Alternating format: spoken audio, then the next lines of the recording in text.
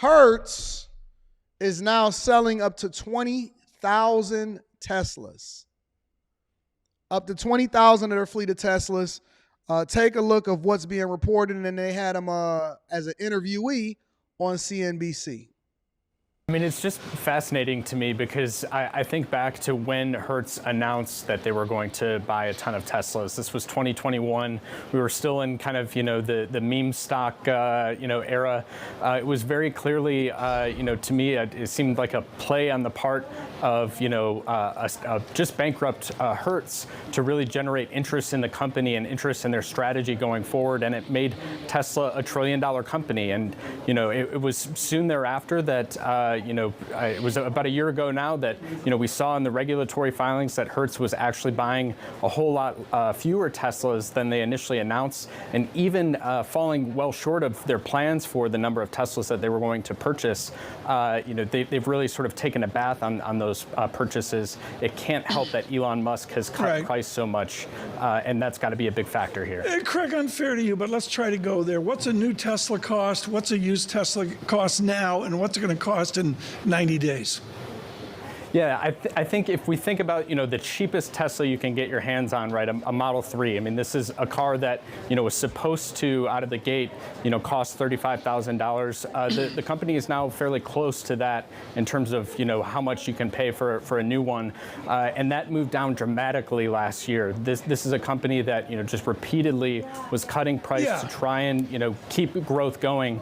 It was effective in helping the company to continue to increase volume, but they really took it on the chin in terms of margin, and it really burned Hertz. And over here in Europe as well, you've heard rental companies gripe about what the price cuts have done from a depreciation standpoint for their fleet.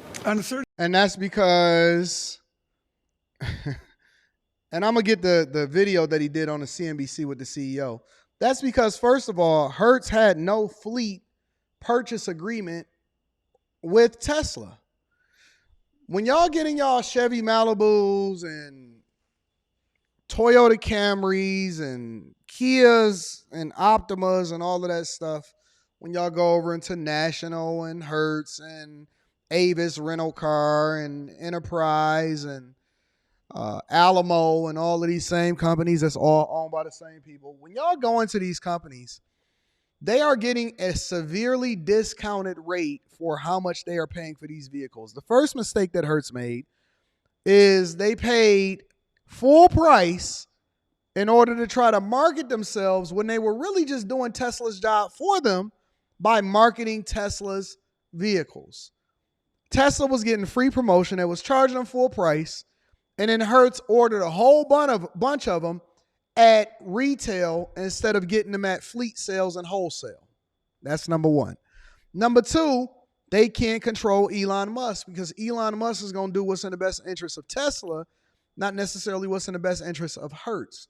So one of the things that, if you study historically, automotive companies, they don't really make a lot of money off of rental car companies and fleet sales. They charge them a different rate because they agree to buy more of them.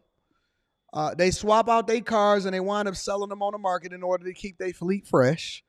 They don't get all of the bells and whistles. They just get enough in order to make sure that you're going to be satisfied as a customer when you rent out these vehicles, as far as being able to charge the premium prices for it.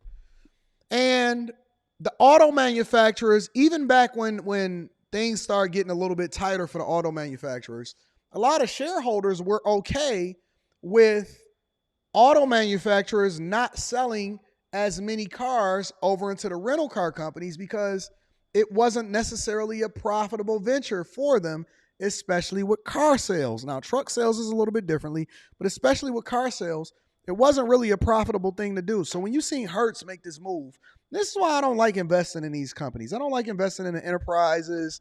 I don't like investing in airline stocks.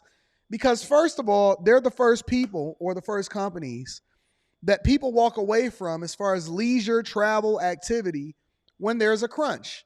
Whenever there's layoffs, whenever the economy is messed up, if there's a pandemic, the first thing that people are going to cut out is leisure, vacations, traveling, cars, hotel rooms, all of that stuff. I remember my dream, even being a young man, one of my biggest dreams was, this is bad for Hertz, not Tesla. This is bad for Hertz, Jessica. One of my biggest things was I wanted to own a boutique hotel. Not anymore. Because as I grew older and I became a man, I understood the inherent risks and the true cost of what it takes in order to own a hotel. And then also the repercussions that come along with that once you're in a situation when the economy crashes. And the worst thing that you could do is be the first person on the chopping block. Whenever there's a crash or an issue or a war or inflation issues or people trying to cut back, you don't want to be the one that's at the forefront of the movement as far as the first thing that people cut out when they having issues with their budget. This is Hertz CEO answering questions from CNBC as far as his announcement to cut fleet sales or cut fleet investment in some pretty Tesla. big news from the major rental car company that all of us know. Is Hertz. that $9.15 a share? This year or year over year? 1 year over year. Now listen, 2023 you could miss. Most companies, especially technology companies, brick and mortar, Amazon, Walmart, all the way across the board, you could barely miss. Year over year, Hertz Global, ticker symbol HTZ, is down 45% year over year. Now, I made a 40% return on Rivian stock from November over to December alone. On Rivian stock from November to December alone, Hertz is down 45% year over year, and their stock price is at $9.15 a share. They're announcing this morning it will cut 1/3 of its electric vehicle fleet over the year. CEO Steve Church joins us right now to discuss the company's decision. Steve, well, first of all, welcome. Just welcome us. Thank you, Jim. Good to be here. Thank you. Good to see you. All right, Steve. Doing damage control. I know you as one thing and one thing only. The man who just knows to tell the truth and nothing but the truth about financials from the days when you were at Goldman. This seems like a very positive for Hertz, for the numbers, but definitely an asterisk for the adoption of EVs in this country. Well, I think, look, we took a bold move and are making a strategic adjustment to our fleet to take 20,000 electric vehicles out of the fleet. It's really to respond to the reality, which is we're trying to bring supply in line with demand, and we're addressing a cost issue that happens to be related to the EVs in the context of damage and damage costs. That's what it is. But in the end, this is about the numbers. It's about the financial performance and the operation. Let me translate this for y'all. From a C student's perspective. Bold move means I made a bad investment. Bold move means I made a bad investment. And Glow Hardy, you are absolutely right. Before new presidency, for you to be losing in the middle of an election year when it's incentivized for the incumbent to make sure that they're doing very, very well in the stock market because people's money and how they affect it financially is going to influence how they vote, is wild. Bold move means that you made a bad investment and you made a bad decision. Never scale too fast. Never, ever try to scale too fast. When you try to have too much growth too fast, either two things is going to happen. Either you're going to crash out or you're trying to get your company sold and you're about to IPO. Obviously, Hertz is not in a position to IPO because they're a traditional company that's been around for a long time. And they so focused on growth. And right after the pandemic, you do not want to try to scale too fast. And so ordering too many vehicles. And we don't even truly have the infrastructure. Because again, remember, people that rent vehicles or coming from out of town in order to do so, unless you're going over into a supercharger or a charging station, it doesn't even make sense. Right? Unless you get an Airbnb or something like that. And I will say that Tesla is the best in the game when it comes to their charging and their infrastructure network. But you got to build out the infrastructure to support the investment that then people can capitalize off of as far as the premium price that they're willing to pay for it. But they're not going to pay a premium for something that's inconveniencing them. And for you to make that big of a bet instead of scaling it up and seeing what it is it's going to do is wild. It's stupid. And that's why your stock price is so low. And depreciation, but equally the operational integrity of the business. And so we'll put EBITDA on in the next 2 years that will equal what the charge was, and we'll increase cash flow by about $250 to $300 million. So this is. All right, so let's look at this. They're selling 20,000 of their electric vehicles over 2024, which means that you guys are going to get it for cheap. Sales will account towards $245 million of a net depreciation of expense related to sale. So now they get to write off $245 million because that's how much they expect to lose as a result of making this investment.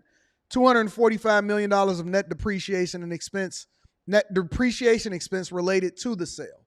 So basically, you getting the cars at a bargain if you're buying it from Hertz. It's not about the broader issue of Meta made a record high today. Yes, I am invested in Meta. That's one of the companies that's on my stock list. We're gonna go over it in stock chasers, stock club, whatever it is that y'all want to do on this Sunday. EVs for the company. It's about financial performance and operational integrity. And adjusting ourselves in the way in which I think the business needs to be run. No, I think that one of the things that you were spot on was that, look, Tesla's the largest in the country, and you wanted your fleet to reflect Tesla. At the same time, unlike what Kathy Wood said earlier, you were explaining that there is depreciation. These do not go up in value after you buy them. No, I mean, look, the reality here is that we're experiencing the consequence of a material price decline in Teslas, but in EVs more generally. So at the beginning of this year, when Tesla took down the price of their cars, residual price falls, depreciation goes up. That's obviously a cost to the business. I'm up 16%. We need to face that reality. Since the beginning of the year. Tesla did what they did for reasons that are presumably good for their company, but we just need to adjust to the reality of what the cost input is of this car. And so we've made this move to really put ourselves back, on track. It's interesting to note, Jim, that demand for our product is real and is sustaining. What we put in our 8K as an indication of what happened in the fourth quarter, demand was there. Revenue was in line with what expectations were on a seasonal basis. The issue I'm addressing is one of our cost base and the influence that EVs have had on that cost. Meta. And there are certain circumstances like price decline, like residual decline and depreciation that's out of our control, but you need to react to it, and we're reacting to it. So that's interesting. It's different from demand or behavioral friction when someone comes to the counter, because originally the thinking was this will be a nice way for people to experiment. Did that happen, or did it not? It did happen, and it is happening. It's just not happening at a level of demand that justifies us maintaining a fleet of this size at this moment in time. Carl, the one thing I would say is that at some point, the reality of EVs and Teslas being the best-selling car will at some point render them the best rental car. It's not yet. So we may have been ahead of ourselves in the context of how quickly that will happen, but that will happen. And I think, in the end, we're in the business of giving consumers choice. We're including in that choice electric vehicles. And there is a significant component of our customer set that are still paying us a premium for these. It's not at the level of demand that we anticipated. And I think a smart company is one that's agile, makes an adjustment, takes away the distraction financially. And loses $250 million so that you can write it off because you made a bad decision and a bad bet. I wouldn't invest in Hertz personally. I don't even like rental car companies. I don't like airlines. I don't like hotel chains. I don't like any of that. I don't like any of it at all. Real Estate Jones says Tesla is taking a hit on the market. I don't look at what's currently going on in the market to determine whether or not I'm going to invest in a company. I look at the long-term prospects and what's going to happen 10 years from now. I don't buy and sell based off of what's currently happening in the market today. I'm not a day trader. I'm a long-term investor, and if I believe in the company and the fundamentals of the company is great, then I'm going to invest in it. I'll give you an example. Meta. Everybody was down on Meta. Everybody was down on Meta in 2022. Stock was down. The whole stock market was pretty much down, but the stock was down and all of that. It took off and killed it in 2023. It's still taking off in 2024. And so, but if you would have sold in 2022 because, oh my God, the stock is down, no.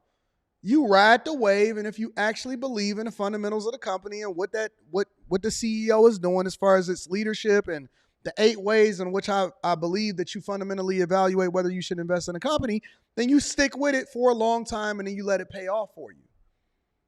You don't get rid of it when things start to get difficult. You start to buy in more if the fundamentals of the company is great. So I think that Hertz is crazy. And if you invest in Hertz, in my personal opinion, I think that you're doing yourself a disservice. You would be down at least 45% year over year.